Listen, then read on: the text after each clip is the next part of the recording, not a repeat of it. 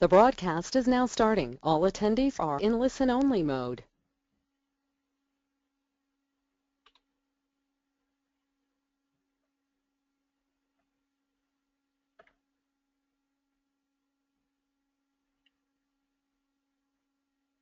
Hello from beautiful Toronto, and good morning, good afternoon, or good evening, depending on where you are joining us from today.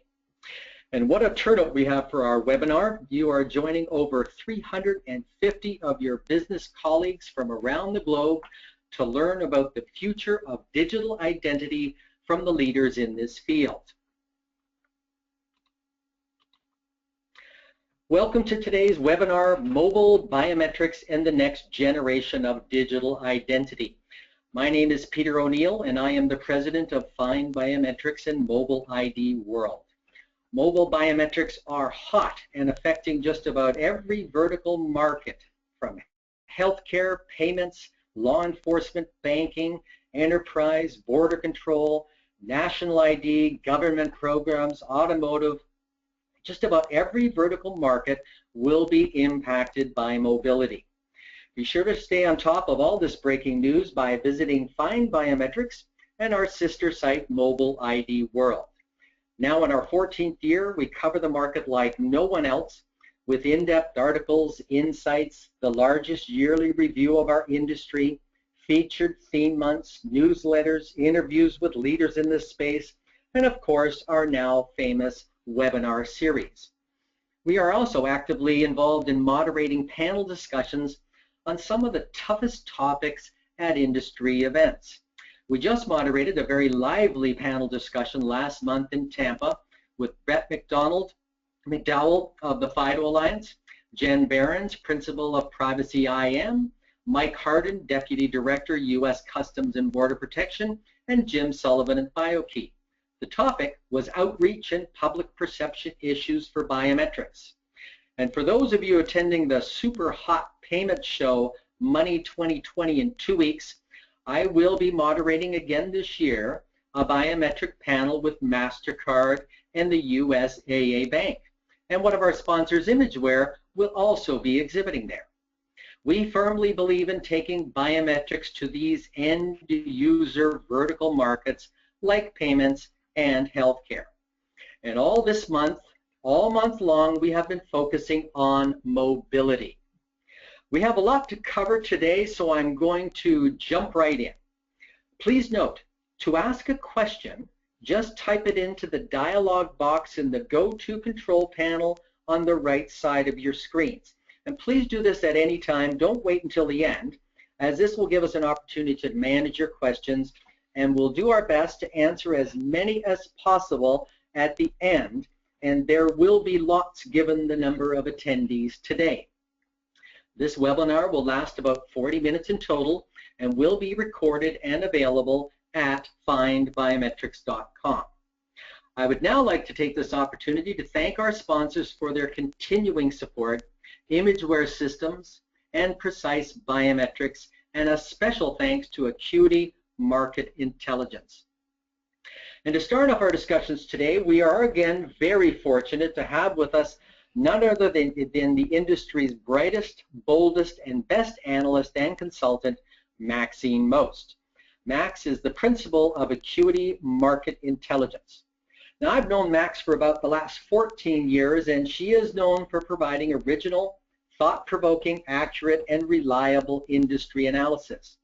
Basically, Max is the best in the business. Both Max and I speak at or attend most of the biometric conferences held every year around the world. At the NDIA conference back in February 2011 in Washington, both Max and I were invited to present on the same panel, and the topic was Biometrics, the Future. Well, we were both surprised, and when both of us said that the future of biometrics was mobility. Max made her conclusions based on market analysis and research. I based mine on over 300 interviews with the leaders in the industry, many of whom are listening right now. Max reached her conclusions from a business analyst perspective, mine from a marketing perspective.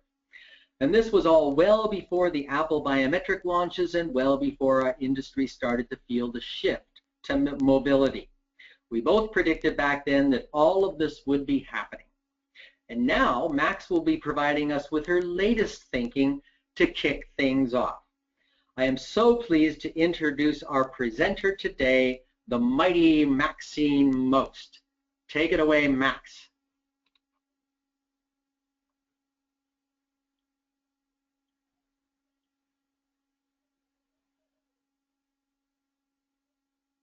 Max, are you muted?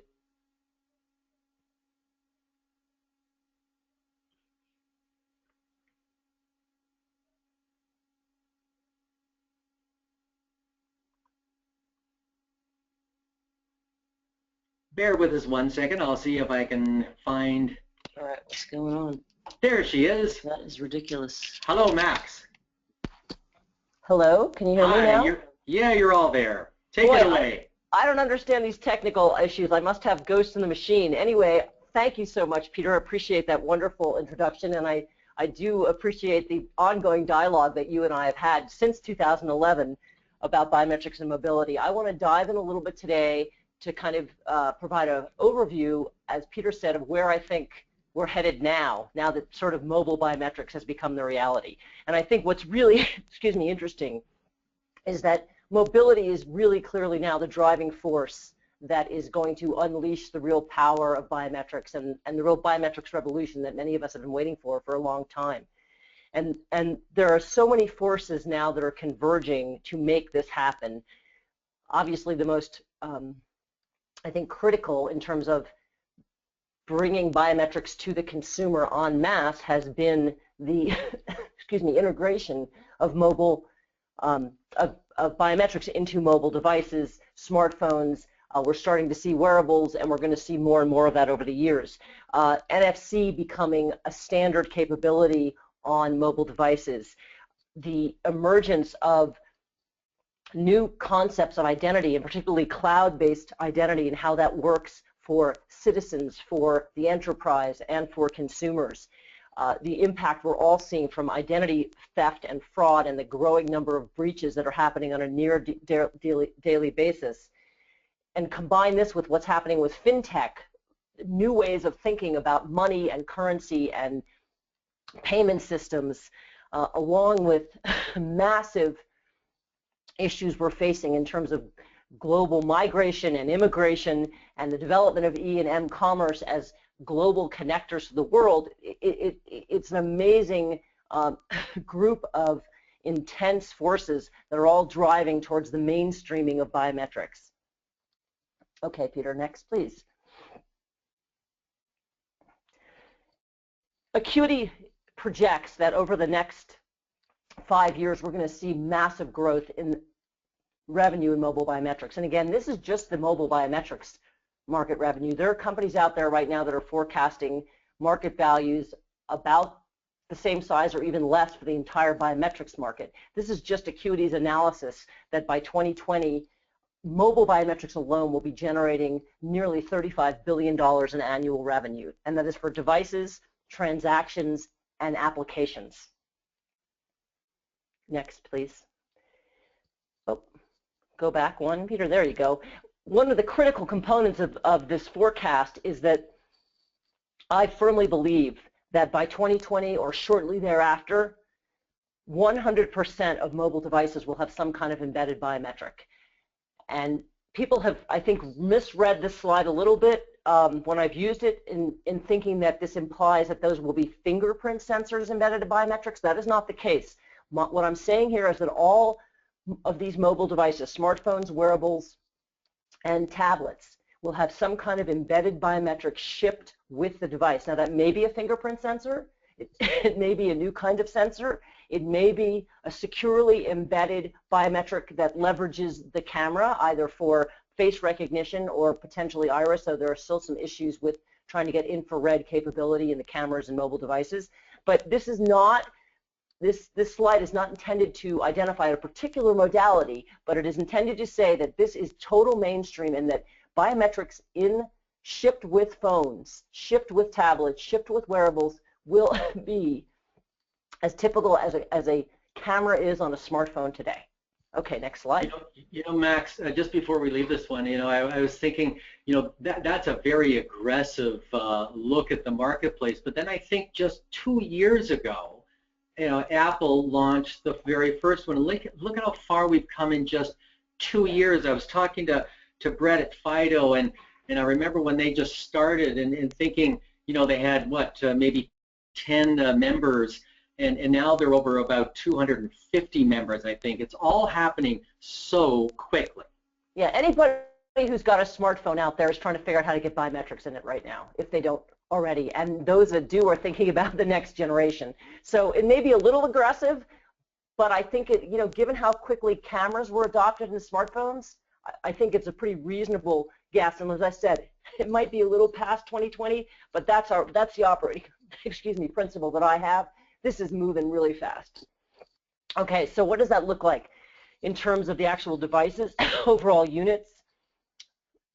Excuse me, I have a terrible cold. Vast majority smartphones, hands down, there's no question about it. And that simply has to do with the volume of these devices. Now, when you go beyond 2020, I think we're going to start to see a world where wearables may change the market dynamic significantly.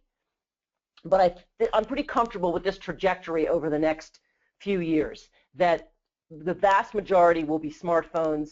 Tablets, people were talking about the death knell of tablets a year ago. Now people are talking about perhaps that's not the case. There's this whole concept of a phablet, which is somewhere in between a tablet and a phone. So, I think some of those categories, the lines may be fuzzy, but I think this is what we're looking at in terms of units, something on the order of 3 billion units annually, which is pretty staggering. But again, if you look at the growth in these markets,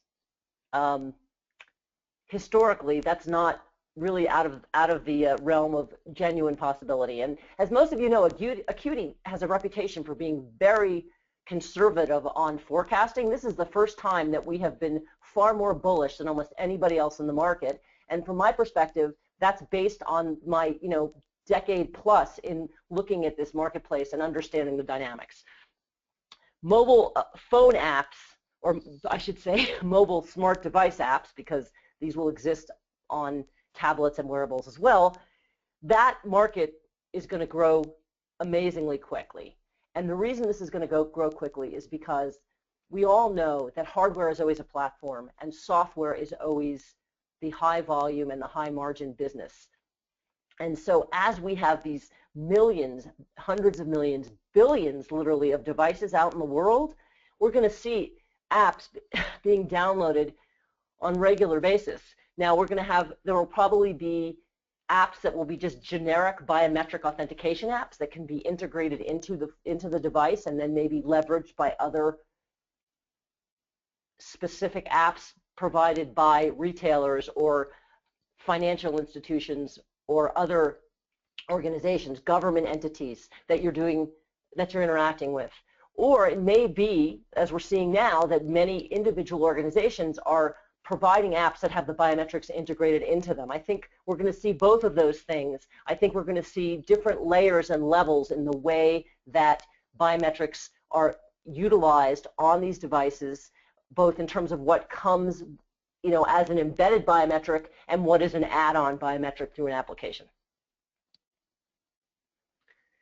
Transaction volume. What is most interesting about this chart is that while payment transactions are going to generate revenue, if you look at the curves on this chart, the greatest volume of transactions will be non-payment transactions. And what I mean by that is when I'm checking my bank account, when I'm checking my utility accounts, when I'm looking for information online, or I'm trying to log onto a government site, or I'm inquiring about information that is information files that are being held by healthcare providers or other entities. The idea is that the vast majority of interacting that we do with our mobile devices are not directly payment transactions. Many of those transactions right now have to do with money, but over time, I see these mobile devices as our key information access, and the vast majority of those access requests will not specifically be payments.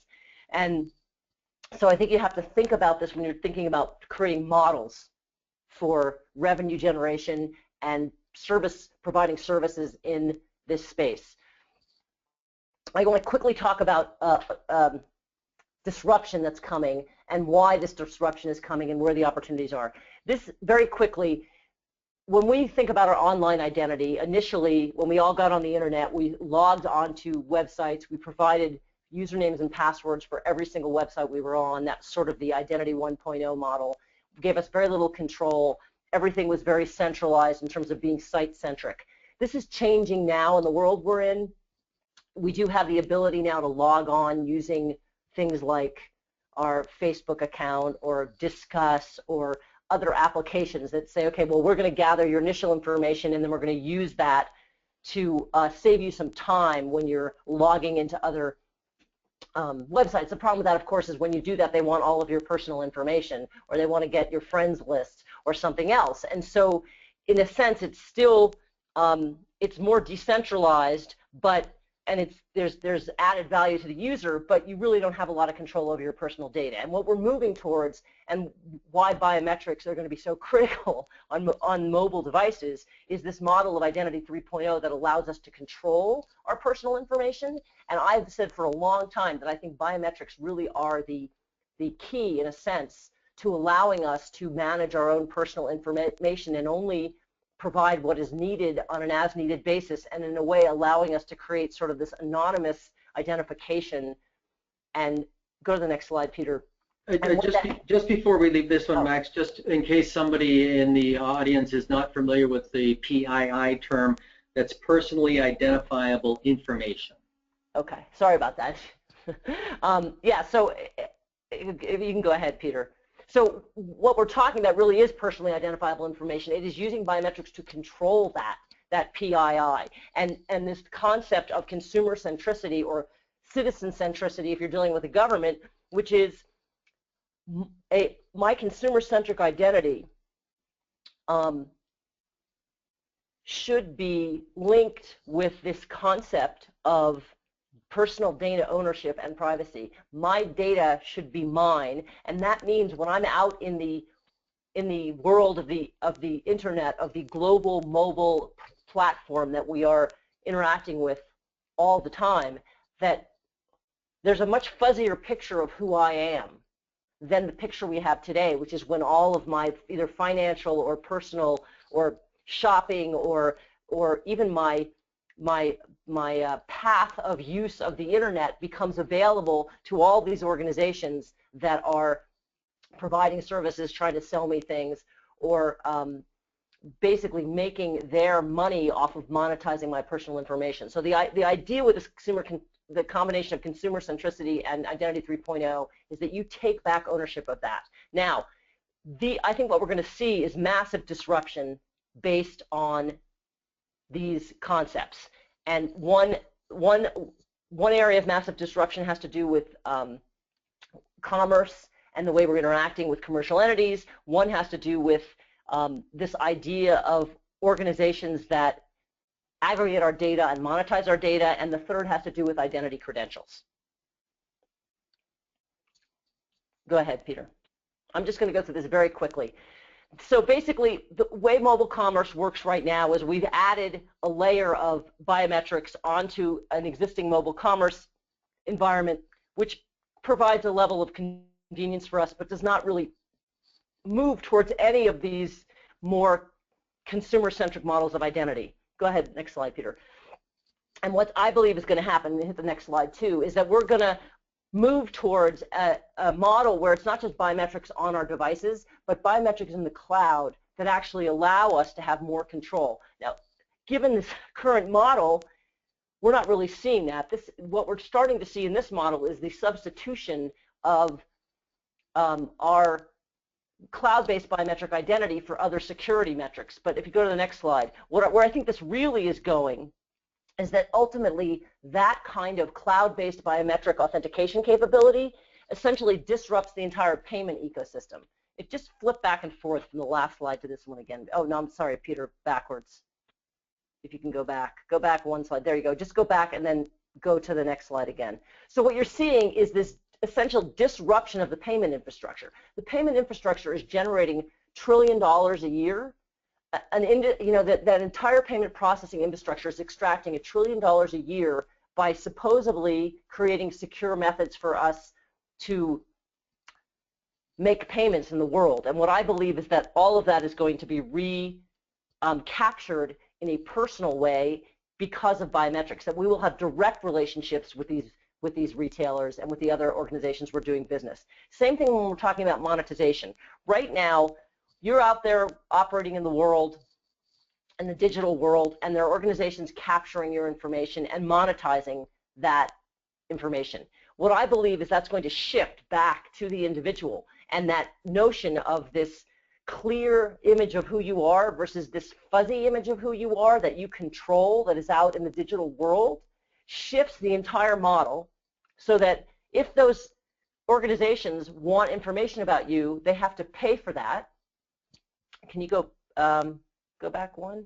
And eventually they may be disrupted. Organizations that monetize your information, like Google, like Facebook, like Experian, like Equifax, all those folks may simply be disrupted right out of business because they no longer can capture and monetize your information. Now, people tell me, you can go to the next slide, that the horse has already left the barn, so to speak, that all our personal information is out there.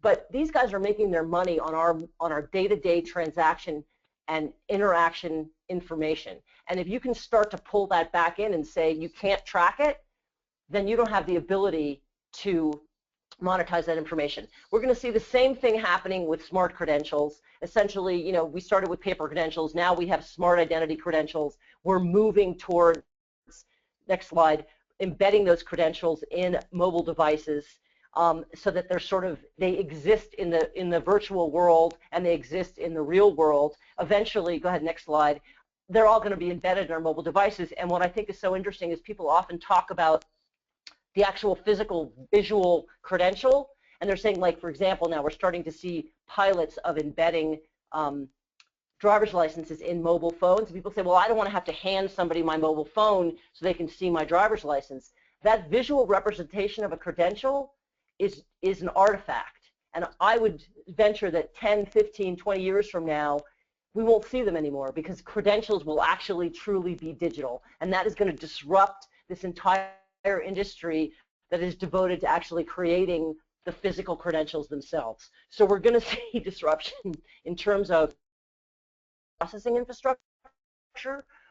We're going to see disruption in terms that monetize our data, and we're going to see disruption in terms of physical credentials and this association we have with a visual representation of that credential morphing into simply this digital form that we don't necessarily see. Max, thank you so much for that overview. Boy, the marketplace is certainly moving quickly.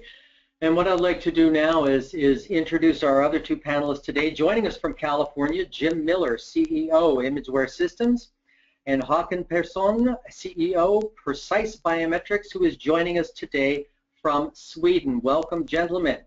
And our first question to our panel. Apple introduced touch fingerprint technology in the iPhone 5S 2 years ago. 1 year ago, Huawei introduced fingerprint technology into the Android community. Max has indicated some of the drivers of this mobile growth. What do you consider to be the most important driving factors in the global mobile biometric market? And Håkan, can I ask you to start off on this one, please? Yes, thank you. Well, from a growth perspective, I think, well, it's a question of a combination of market and technology maturity. With the advent of the 5S some time back, I mean, the technology is now in the public domain. It's not controversial anymore. More and more people adopt it and feel comfortable with it. Then when it comes to the mobile device and the mobile device manufacturers, it is very much a feature race also in that industry. And most OEMs deem it necessary to use the technology for competitive reasons. They need to have the feature, but there is also the end user perspective of enabling both convenience and security, basically relieving the end user of utilizing the PIN.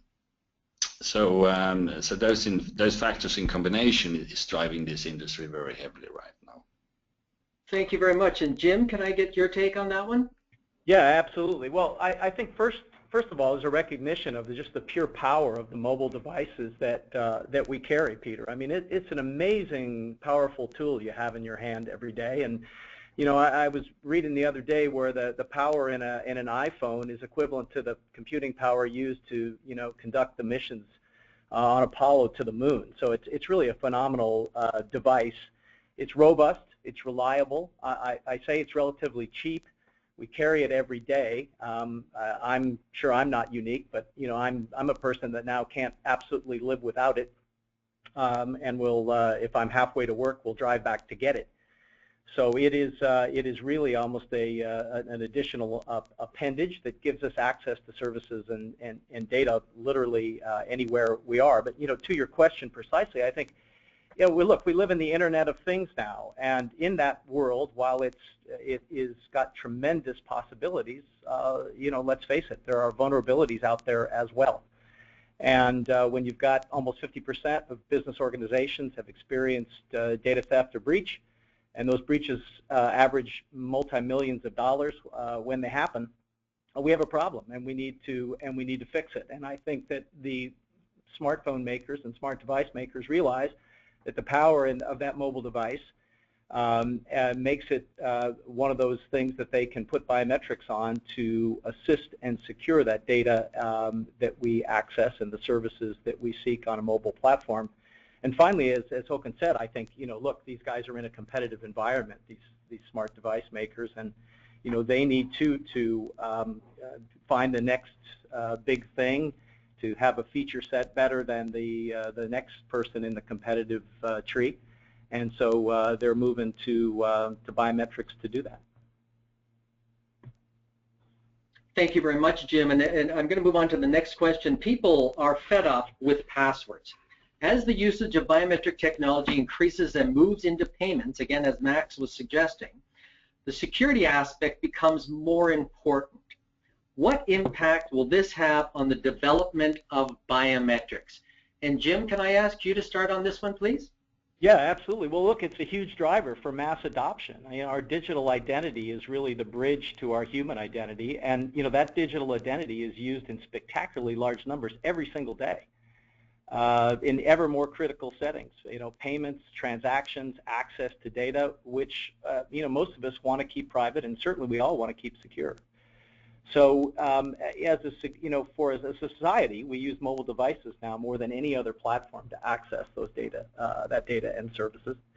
And yet, every day, again, we see that there's so many breaches of our data and so many compromises of our security.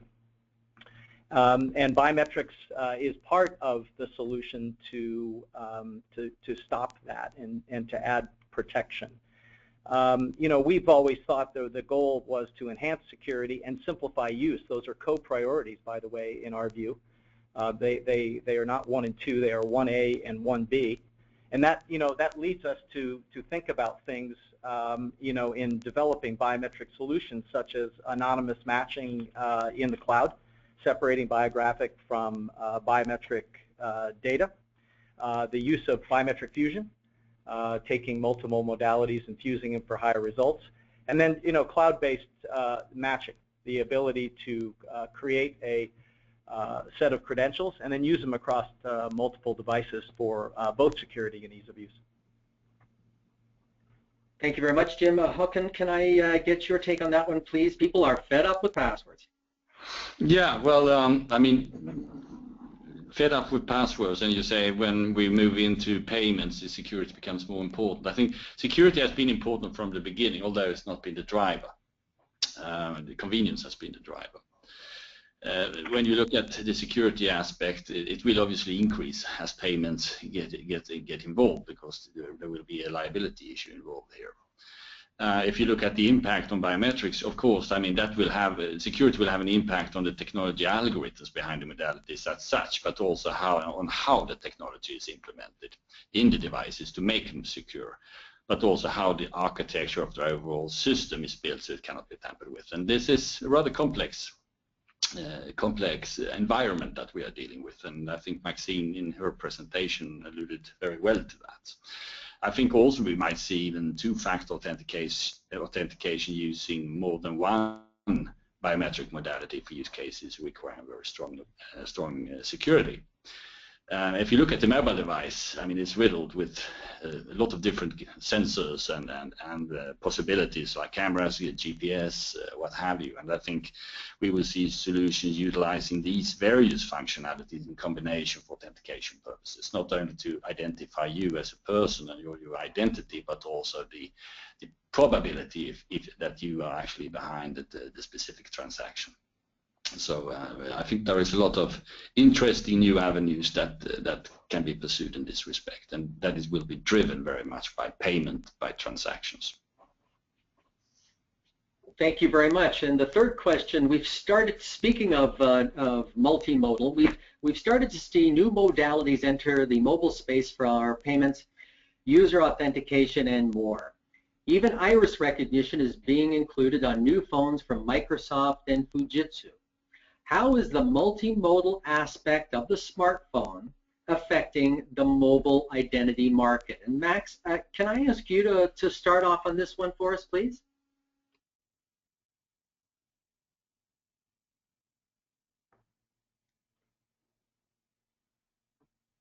Peter, can you just repeat that question for me? I want to make sure I understand what's really being asked. Yeah. We've seen new modalities enter the mobile space, iris, etc. How is multimodal aspect of the smartphone affecting the mobile identity market? Okay, so this is what I was trying to get clear on, the multimodal aspect of the smartphone.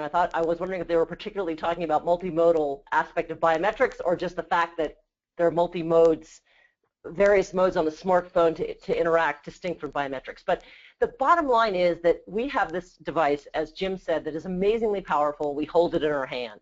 It is capable, really, of amazing complexity and functionality, and I think we're just starting to understand how to use biometrics effectively with these devices. The truth of the matter is, Apple decided to put a fingerprint sensor in the iPhone, and that has sort of created a revolution. And people are all now saying, great, this works. But, you know, people were trying to figure out how to use it. We're seeing great adoption. We're seeing great acceptance. We're now seeing applications jump off of that. But the phone has these other capabilities, and I think over time we're going to see applications that develop that tend to use specific modalities of the phone for biometrics based on how users tend to want to interact with those type of applications. There may be cases where this is all about voice because people are using Siri and using voice inquiries into their phone, and that mode works for them, and there are applications built to support that type of interaction. There may be applications where, you know, you want to purely be able to do this by, you know, typing and touching the phone. There may be cases where it's much easier to simply grab an image based on the application use, particularly if you start talking about going to wearables. So I think a lot of this is going to, you know, I think there's a lot of opportunity and possibility, and I think what we're going to start to see is sort of different types of applications where users interact with these devices in a particular way, driving the type of biometric that fits into that mode of interaction. Thank you very much, Max. Now, we're getting a lot of questions in from our attendees, and I encourage that to continue. Again, if you have a question, just type it in. We're getting a lot already, so I'm going to move fairly quickly through these questions, and I'll try and direct them as I see fit. The next question, mobility, when secured with biometrics, has the potential to transform the enterprise. What are some of the challenges facing enterprise adoption of mobile biometrics? And Jim, I'm going to direct this one to you, please. Yeah, there's no question. You know, we're, as Max said, we're in the early innings of biometric adoption, and for sure, the industry and society are still trying to figure out what's the right path to a single enterprise strategy. And it takes some time and thought to erase 30 years of authenticating by pins and passwords to something new. But that change is now going from optional to mandatory. Look, I think the key for consumer adoption is really going to be making biometrics situational. Max was just saying that. Consumers need the biometric when they need the biometric they need when they need it, and the fact is they may not know when that's going to be. You need voice on one day, but when you're on that crowded street corner in Manhattan, voice may not be the biometric for you. You need to have choices. Face, finger are common now on devices. We know palm and iris are out in certain parts of the world, and certainly on their way rapidly to the U.S. market. Pins and passwords, we all want to do something different and better. If we can make these products useful and usable, if we can survive the noise in the marketplace that is confusing, if we can make our systems scale, because if they don't scale, you have no chance at mass market and consumer adoption. And we need to make all these applications integrate as seamlessly as possible into the existing legacy systems that people have, because again, change is always difficult for folks to make. So we need, as an industry in the biometric industry, to facilitate that change and make these things as easy as possible to integrate with existing systems. Thank you very much, Jim. I'm going to ask another question. What impact will the user adoption of fingerprint technology in mobile devices have on biometrics in other types of devices and verticals? And I'm going to add in, what about the Internet of Things? And Håkan, can I ask you to address this one, please? Yes, thank you. I think more or less all markets would gain from mobile biometrics, as we are talking about personal identity and identifiable information and the control of the same. And I think from the perspective that mobile is, in a sense, demystifying biometrics and thus drive adoption, it will drive adoption in other areas as well. And there has always been a lot of potential use cases for biometrics, ranging from mobile devices to cars to other appliances, but basically the alternatives have been as many. Now technology and standards allows you to implement biometrics more easily, and through the mobile device, consumers have started to embrace the technology, and that also makes it a viable option for other verticals. And I think there is a great potential for other use cases, ranging from payment cards, electronic wallets, locks, cars, and other, well, wearables, Internet of Things related application areas.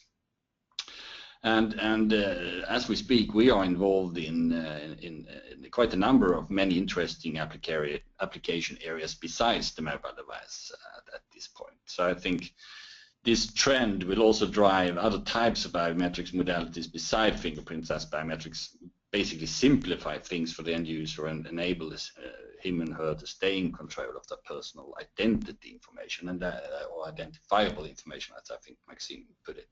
So I think this is going to move quickly from just the mobile device space into a more general adoption into several areas, basically. Well, thank you very much. We're moving now into some of the questions from the attendees, and we have had a couple based around, so much has been made about the future of mobile biometric authentication in cloud-based or on-device. Is there a happy medium that can be achieved between the two security concepts? And Max, can I ask you to start off on this one? This has been an ongoing sort of conversation in the industry.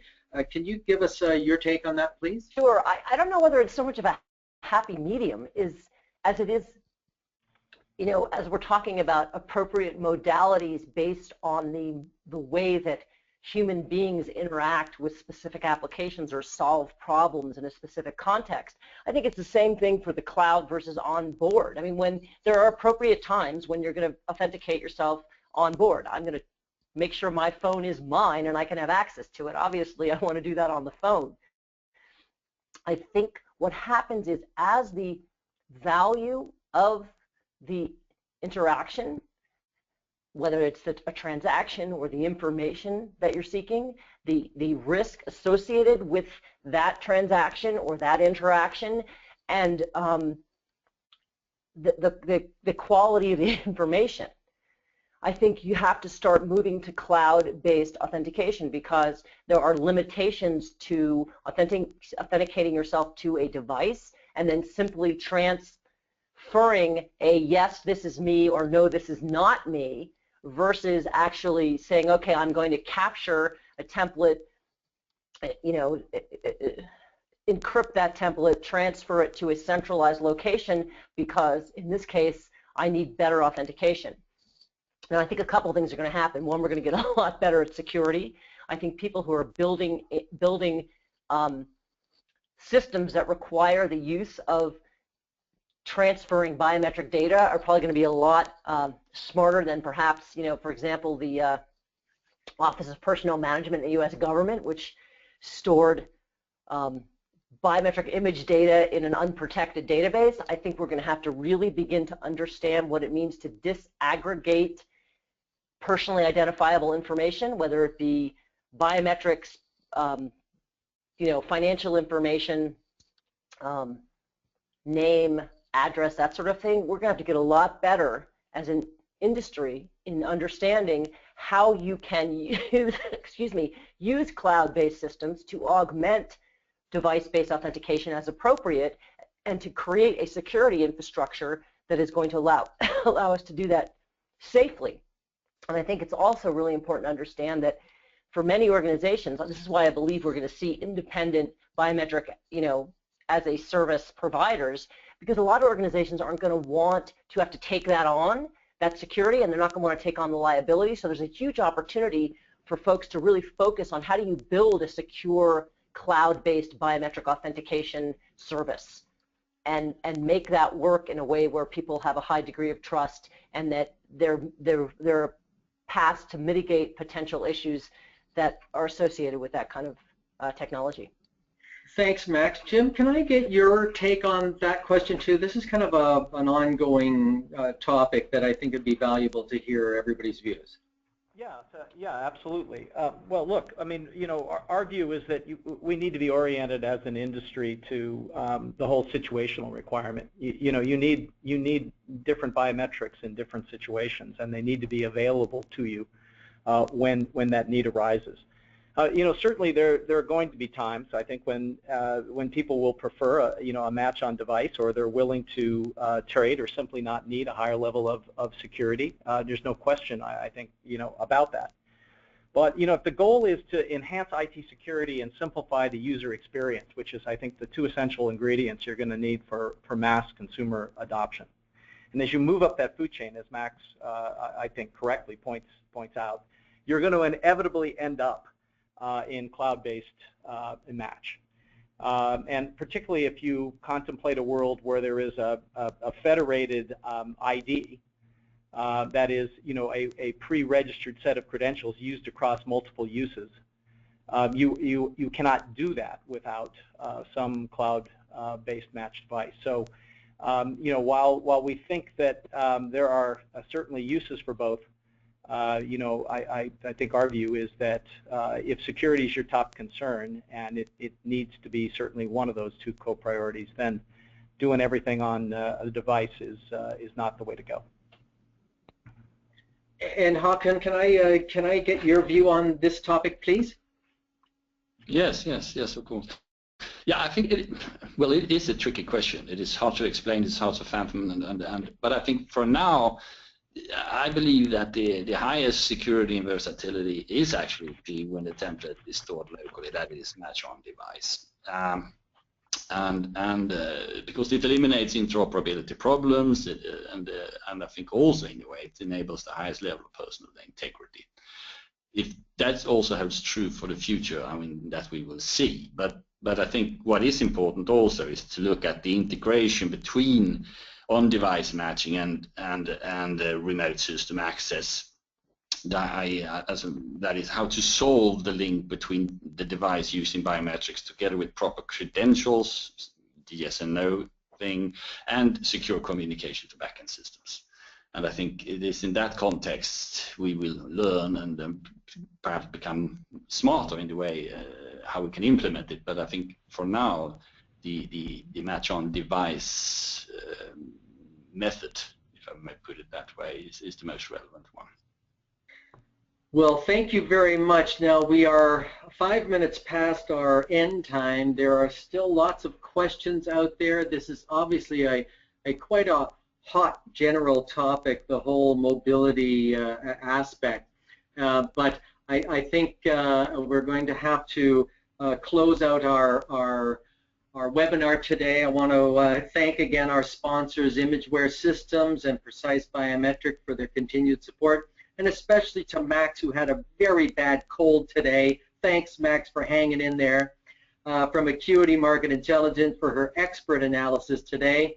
This concludes our webinar. It will be available on FindBiometrics in a recorded version. Thank you very much for attending.